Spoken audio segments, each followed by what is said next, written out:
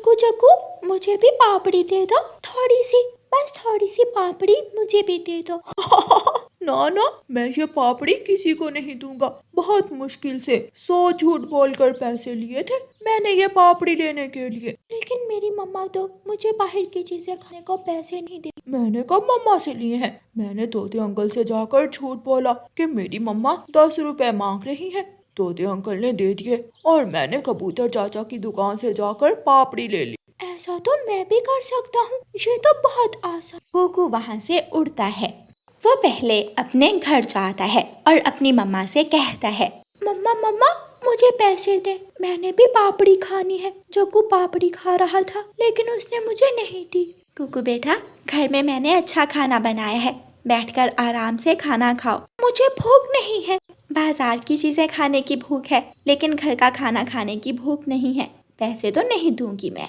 शाम के वक्त कुकू पड़ोसन बुलबुल के घर जाता है और बुलबुल से जाकर कहता है, आंटी आंटी मेरी मम्मा को बुखार है, लेकिन मम्मा की दवा लाने के लिए घर में पैसे नहीं है। आंटी मम्मा 10 रुपए मांग रही है। ये तो बहुत बुरा हुआ, मुझे भी कल बुखार हो गया था। मैंने चीलदी से दवा ली तो मैं ठीक हो गई। अपनी मम्मा से कहो कि चीलदी से ही दवा लाए। ऐसे कहते हुए बुलबुल कुकू को 10 रुपए दे देती है। कुकू बुलबुल से झूठ बोलकर 10 रुपए ले लेता है और चला जाता है। कुकू भी सीधा कबूतर चाचा की दुकान पर जाता है। कुकू, आज तुम्हारी मम्मा ने कैसे तुम्हें पैसे दे दिए? वो तो बाजार की चीजें खाने को पैसे नहीं देती तुम्हें। अंकल अंकल मैंने स्कूल का काम बहुत अच्छे से लिखा था, इसलिए मेरी मम्मा ने खुश होकर मुझे 10 रुपए इनाम दिया है।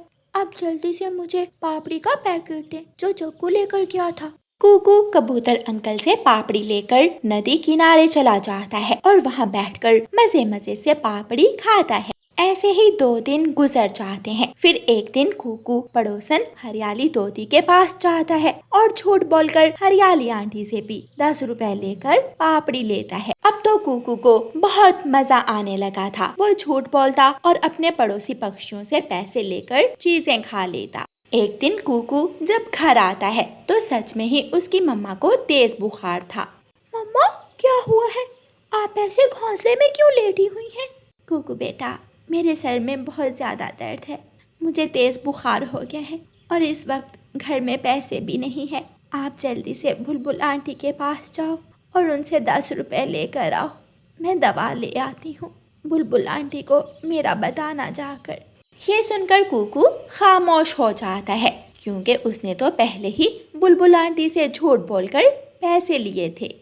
कुकू घर से बाहर जाता है और एक पेड़ पर जाकर बैठ जाता है। अब मैं क्या करूं? अगर बुलबुल आंटी के पास आज फिर गया तो मेरा झूठ पकड़ा जाएगा। क्या करूं? मम्मा डांटेंगी मुझे। जग्गू की बातों में आकर मुझे झूठ नहीं बोलना चाहिए था। थोड़ी देर वहाँ बैठने के बाद कुकू घर जाता है। वो कहते हैं ना कि एक झूठ को छुपाने के लिए 100 झूठ बोलने पड़ते हैं। ऐसे ही कुकू के साथ होता है। मम्मा बुलबुल आंटी के घर को ताला लगा हुआ है, वो तो घर में नहीं है। तो फिर हरियाली आंटी के पास चले जाएं। बेटा जल्दी जाओ और हरियाली आंटी से कुछ पैसे ले आओ। कुकू फिर से बाहर चला जाता है और बाहर जाकर सोचने लगता है, अब क्या करूं? मैंने तो हरियाली आंटी से भी पैसे लेकर कुल्फी खाई थी, अब तो मैं पकड़ा ही जगह। बुलबुल चिड़िया के घर आती है। चिड़िया, क्या तुम्हारा बुखार ठीक हुआ? कहाँ बुलबुल बहन, कुकू गया था आपके घर, लेकिन घर को ताला लगा हुआ था। मेरे पास दवा के लिए पैसे नहीं हैं। रानो, लेकिन 2 दिन पहले कुकू मेरे पास आया था और तुम्हारा बताकर मुझसे 10 रुपए लेकर आया था। ये सुनकर चिड़िया हैरान हो जाती है। लेकिन मुझे तो आज बुखार हुआ है। उसी वक्त हरियाली तोती आ जाती है। वो भी रानो चिड़िया को सब बता देती है। हाँ, मुझसे भी कुकू कल पैसे लाया था। मम्मा चिड़िया की आंखों में आंसू आ जाते हैं। रात हो जाती है जब कुकू लौटकर घर आता है। कुकू चुप था। अब और कितने झूठ बोलोगे? कुकू, मुझे सब पता चल गया है। बुलबुल और हरियाली आई थी। मेरे बेटे, आप ऐसा भी कर सकते हो? अपनी मम्मा को रोता हुआ देखकर कुकू खुद भी रोने लग जाता है। मम्मा मुझे माफ कर दे, मैं वादा करता हूँ मैं दोबारा कभी झूठ नहीं बोलूँगा। मैं जग्गू कौवे की बातों में आ गया था। बेटा कुकू हमेशा अपनी मम्मा की बात याद रखते हैं। कोई भी बुरा पक्षी कुछ कहे तो तुरंत अपनी मम्मा को आकर बताते हैं। दोनों माँ बेटा बातें कर रहे थे कि बुलबुल कुकू की मम्मा की दवा लेकर आ जाती है। कुकू बहुत शर्मिंदा था।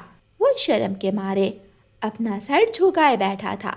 प्यारे दोस्तों, आप भी कभी ऐसा काम मत करें जिस पर कल अपनी मम्मा पापा के सामने शर्मिंदा होना पड़े। और प्यारे दोस्तों, इस कहानी को लाइक, अपने दोस्तों के साथ शेयर और चैनल को सब्सक्राइब करना बिल्कुल मत भूलना। आपका धन्यवाद। रानो चिड़िया की ऐसी कहानियाँ सुनने के लिए YouTube सर्च बार में रानो चिड़िया की कहानी लिखें या फिर ये बटन दबाकर बोलकर कहें रानो चिड़िया की कहानी। वो कौवी बहुत शरारती थी। वो हर समय कोई ना कोई शरारत करती रहती। ठंड का मौसम था। गोरी कौवी का पड़ोसी कबूतर अपने घोंसले में बैठा था। दूसरे पेड़ पर गोरी कौवी अपने घोंसले में बैठी हुई थी। गंदी आंखों वाले, अब चला भी जा, सुबह से ऐसे बैठा हुआ मुझे घूरे जा रहा है। थोड़ी देर बाद कबूतर नदी पर पानी पीने जाता है। गोरी कौवी जल्दी से उड़ती है और कबूतर के घोंसले में बाल्टी पानी की डालकर उसे गीला कर देती है। अब आएगा मजा। गोरी कौवी कबूतर का घोंसला गीला करके जल्दी से वहाँ से जाकर अपने घोंसले में बैठ जाती है। कबूतर भी नदी से पानी पीकर आ जाता है। अरे, ये मेरा घोंसला कैसे गीला हो गया? ये शरारत किसने की होगी? कबूतर अपनी पड़ोसन गोरी कौवी के पास आता है। गोरी, मेरे घोंसले में किसी ने पानी गिरा दिया है। क्या तुमने किसी को देखा है? हाँ कबूतर भैया, मेरे सुंदर भैया। कबूतर, तुम जैसे ही गए मिठू तोता तुम्हारे घोंसले की तरफ आया था। बाकी मुझे नहीं मालूम उसने क्या किया वहाँ। मैंने उसे जाते हुए देखा था। तो ये शरारत उस मोटी चोंच वाले मिठू की है। मैं अभी जाकर उसे पूछता हूँ। कुछ सोचे बिना कबूतर मिठू के घोंसले की तरफ जाता है। कर लो, अब सोने का नाटक कर लो, मोटी चोंच वाले। यार कबूतर, तुम्हें क्या हुआ है? पागल हो गए हो क्या? तुमने मेरे घोंसले में पानी गिराया है। बताओ, तुमने ऐसा क्यों किया? जाओ, अपना काम करो। यार, मैं तो सो रहा था। मैं पूछता हूँ, तुमने ऐसा क्यों किया? मैंने कुछ नहीं किया, तुम झूठ बोल रहे हो। इसी बात पर दोनों में लड़ाई हो जाती है। दोनों एक दूसरे को खूब मारते हैं। गोरी कौवी थोड़ी दूर बैठी उन दोनों का तमाशा देख रही थी। कबूतर, और मारो इसे। इस मोटी चोंच वाले ने कल मुझे अपना अमरूद नहीं दिया था। रोता हुआ मिठू तोता चिड़िया के पास जाता है। चिड़िया, मुझे मारा है। मुझे उस गंदे कबूतर ने बहुत मारा है। वो क्यों मिठू? वो कहता है मैंने उसका घोंसला गीला किया है, मगर मैं तो वहाँ गया ही नहीं। ये शरारत जरूर किसी और पक्षी ने की होगी और नाम लगाया होगा तुम्हारा। तुम चिंता न करो मिठू, वो जो भी होगा सामने आ जाएगा। ऐसे ही कुछ दिन गुजर जाते हैं। गोरी कौवी बुलबुल के घोंसले में जाती है और बुलबुल का एक अंडा पी लेती है। गोरी कौवी वहाँ से भाग जाती है। बुलबुल जब घोंसले में आती है तो रोने लग जाती है। मेरा अंडा कहाँ गया? अभी थोड़ी देर पहले तो मेरा अंडा घोंसले में ही था। रोती हुई बुलबुल गोरी कौवी के पास जाती है। गोरी, मेरा अंडा घोंसले में नहीं है। वो छोटी चिड़िया अभी थोड़ी देर पहले तुम्हारे घोंसले में बैठी हुई थी। मगर वो मेरा अंडा क्या करेगी? ऑमलेट बना कर देगी अपने बेटे को। और क्या करेगी? जाओ और जाकर चिड़िया से पूछो। बुलबुल गुस्से में चिड़िया के पास जाती है। चिड़िया अपने घर में अपने बेटे के लिए ऑमलेट बना रही थी। पकड़ी गई, चोरनी पकड़ी गई। लाओ, मेरा अंडा मुझे दे दो। बुलबुल बहन, ये अंडा तो मेरी मुर्गी का है। मैं तुम्हारा अंडा क्यों लाऊंगी? मुझे गोरी कौवी ने सब बता दिया है। तुम ये अंडा मेरे घोंसले से ही चुरा कर लाई हो। तो ये गोरी कौवी है जो सबको लड़ा रही है। उसे सबक सिखाना ही होगा। छोटी चिड़िया, मुझे मेरा अंडा वापस कर दो। लो बुलबुल बहन, अगर तुम्हें लग रहा है कि ये अंडा तुम्हारा है तो ये अंडा तुम ले जाओ। बुलबुल मुर्गे का अंडा लेकर वहाँ से चली जाती है। फिर दूसरे दिन चिड़िया गोरी कौवी के पास जाती है और उससे जाकर कहती है, गोरी कौवी, मैं पहाड़ों पर जा रही हूँ। चिड़िया, वो क्यों? वहाँ एक पेड़ पर एक घोंसला है जिसमें 2 अंडे हैं। मैं वो अंडे लाकर अपने बेटे को ऑमलेट बना कर दूंगी। अच्छा, कहाँ है वो अंडे? पहाड़ों के पास बेरी के पेड़ पर है घोंसला। ऐसा कहते हुए चिड़िया वहाँ से चली जाती है। पागल चिड़िया, अब तो वो अंडे मैं ही पीऊंगी और तुम ऑमलेट बनाओगी अंडों के बिना ही। गोरी कव्वी वहाँ से भागती है।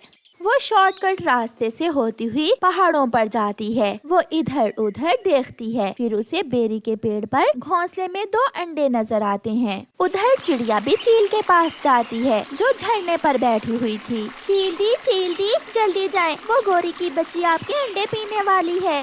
ये सुनकर बड़ी चील बहुत गुस्से में आ जाती है। उस काली कव्वी की इतनी हिम्मत कि मेरे अंडों को चोंच लगाए, मैं अभी उसे देखती हूँ। चील जाते हुए एक डंडा उठा लेती है। गोरी कव्वी चील के घोंसले में बैठी अंडा पीने का सोच रही थी कि पीछे से बड़ी चील आकर गोरी कव्वी को पकड़ लेती है और उसे मारना शुरू कर देती है।